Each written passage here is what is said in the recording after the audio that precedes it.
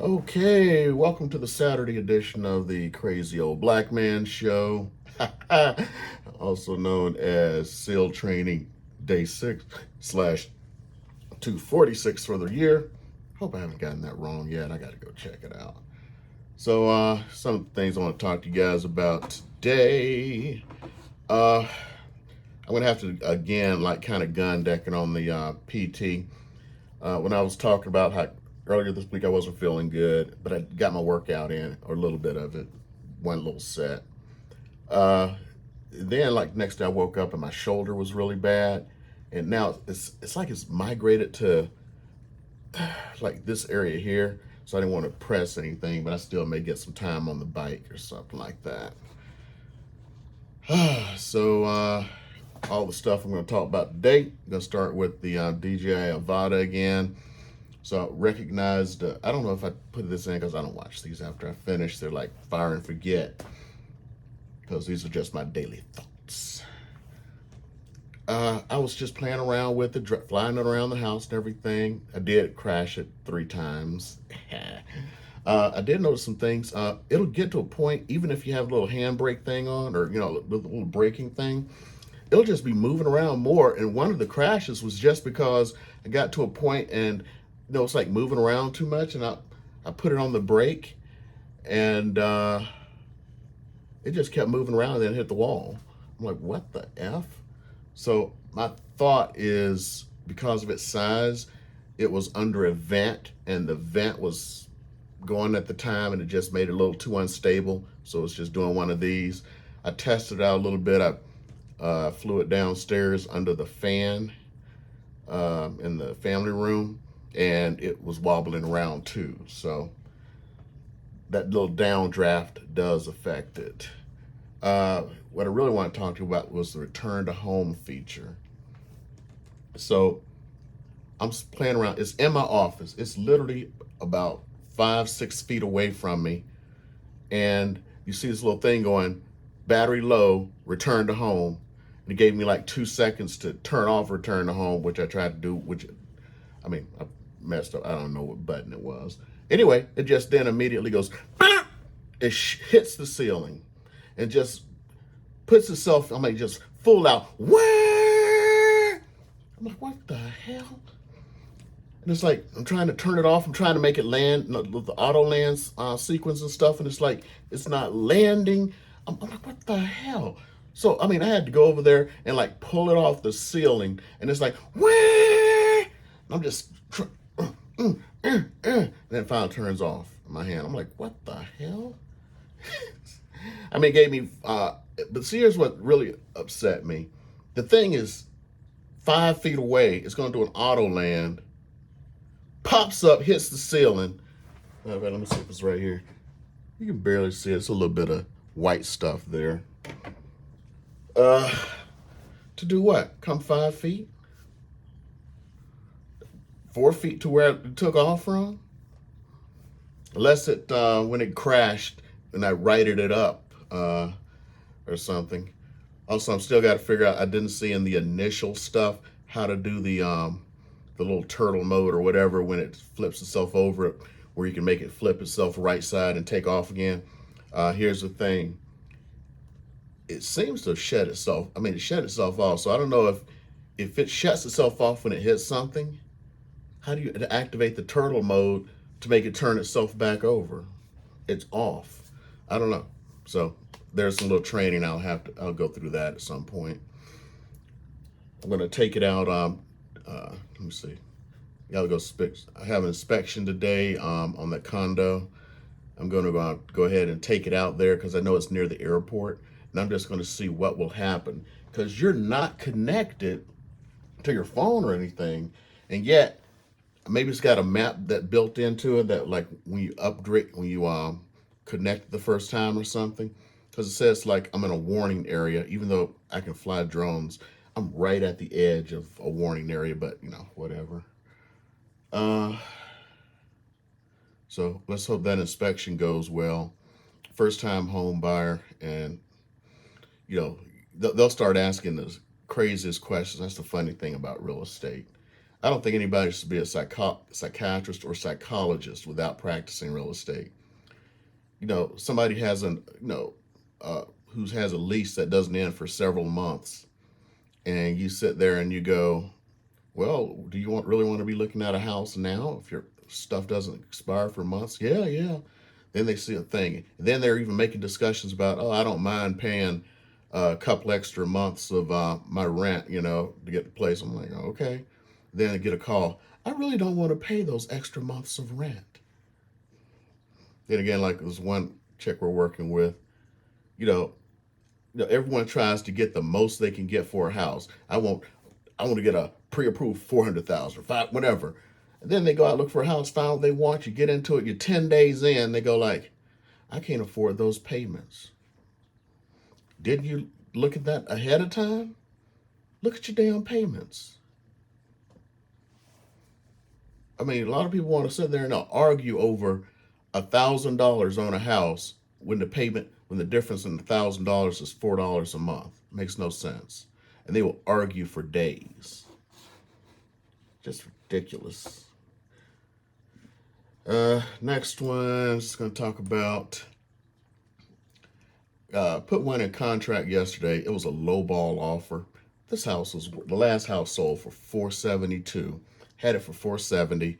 That nothing in that neighborhood was moving, so we lowered it to $425 because another house that was the exact same model lowered theirs to $425, and we finally get an offer, and it's like a lowball $410.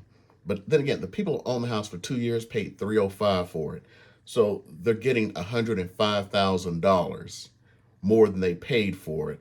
So like it comes to like 36%. So they had a 36% growth. And that's just sad because if they had gotten what the house was worth, just a few months ago when everyone was nuts, damn, for 2 years, 50% growth. Oh, man. But I mean, shit, you're walking away with 36%. I feel bad, and it's like normal. I mean, if you had looked at it, if they had normal growth of like 6%, come on, 6 times 318. I mean, it wouldn't have even been like $340,000. They're getting 405, and we're all sad. And then the people who are lowballing us, they're probably feeling good about themselves. But anyway, what I want to talk about is the agent's trying to treat me like a damn fool. Sends me an email last night to remind me, FYI, our due diligence is 10 business days. No. 10 business days. In fact, we have a holiday weekend, would be 2.5 weeks. It's 10 days.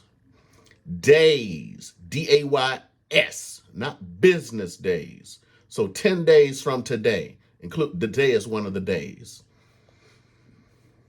Gonna treat me like a goddamn fool. Gonna send me an email. I think what he's thinking is I won't respond, but then he'll have it in writing. Well, you agreed to 10 business days because you didn't respond. I'm gonna respond, copy my broker, and go, just to remind you, FYI, it is not business days, it is 10 days.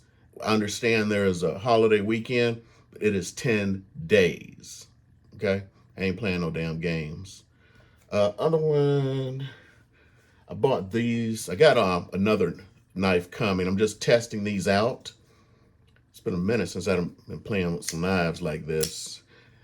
What I want for these suckers is I'm going to engrave them for clients and stuff. Now, Xtool had a sale on these for $9.95, $9.97, $9.99, whatever, $10.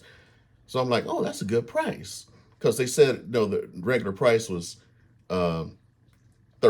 So I'm like, oh man, that's a good price. I'm going to buy like 10 of them. So I literally had 10 of them on my cart. Then for whatever reason, I decided to go to Amazon and see what they were charging for little knives like this. You know how much they were charging? One of these knives I bought was like $5. This knife here was $6.99. and it included a flashlight for $6.99. Always check. Amazon may not be the cheapest anymore, but you need to check some shit out. Even though I'm pissed as hell, all the stupid shit Amazon has been doing lately. And you know I've been talking about that shit.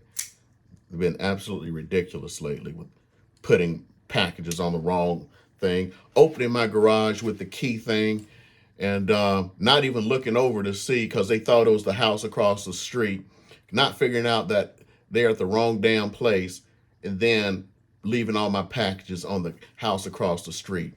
Oh, and then a few days later, leaving a $600 ice machine on the porch of a vacant house. Then leaving delivering an $850 espresso machine that was used as hell when I paid for new. Ooh, still got me pissed off. All the stuff that Amazon's been doing lately, just stupid ass shit. So anyway, but on this one, I'm not sure if this is the $6 model, the $6.99 one, the $5.99 one. I just know this one is $6.99. I'm probably gonna go with this as my little gift to clients. So I have to figure out how I'm gonna present it because I don't know if I want to just take it out, engrave them on my laser, and then throw them back in this box. I don't know, because I mean, it has no presentation to it. You know, it's like, oh, you gave me this. It's like, you want to open it now so you can see the engraving I did on it? You know? Yeah, that's what I'm doing with my lasers and shit.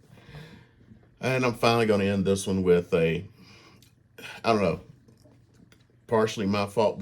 They didn't send any emails or anything, you know, making excuses like all Americans. Today I was doing something on my, I was looking at something on my Apple Card. And I go in, I noticed like they have the little, you know, little notices or something. Well, first little notice had nothing to do with me. I didn't care, but I just swapped. This is the first time I've ever looked at any of the notices. Swipe through one of the notices and it says, we need you to re-verify your personal information before you can start earning Apple Cash again. I'm like, okay, whatever. Don't know how old the message was. And it was the second message out of maybe 10 messages. So I'm assuming they're in, you know, order in which they came in, with the last one being the first or whatever. So, okay. I go in and I enter my personal information and re-verify and everything, whatever. It's like, how much Apple Cash have I earned so far? And then I go in, see, it was like $499 in Apple Cash. Oh, okay. Hadn't been tracking it.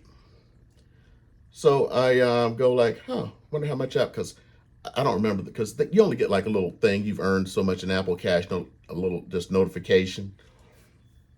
So I go and I look, figuring out what I've got in Apple Cash. I haven't earned any Apple Cash since December. Here's the thing. I'd have spent $13,000 on that damn card. $13,000, and I earned zero in cash. I'm waiting around. Hopefully in the next 5 minutes, Apple is calling me back and we can resolve this and they can apply my back stuff, because I mean, I don't need the Apple Cash, but one day my plan is to use it for something, you know, mad money. I talked about one time how I use these little cards from my business check, my little business account, and I just get them $100 at a time, and it's my mad money. I keep one in my wallet. Where's my wallet? Oh, it's over there. I have them in my wallet, and all I do is just, you know, when I go to the movies, that's what I buy my popcorn with. When I do whatever, if it's a little mad stuff, I want to go to McDonald's, I just use that card, you know.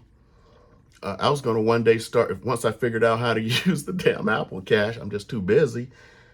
Once I figured out how to use the damn Apple Cash, I was just going to go in and go bloop, bloop, bloop, and just start using it for mad money for places that accepted Apple Cash or Apple Pay or whatever. So that's about it. Done on it. Days, like I said, SEAL Team 6 or Day 6. And yeah, that's it for the day. See you guys, and let me get this done and then get my butt over to that inspection and get it knocked out. See you.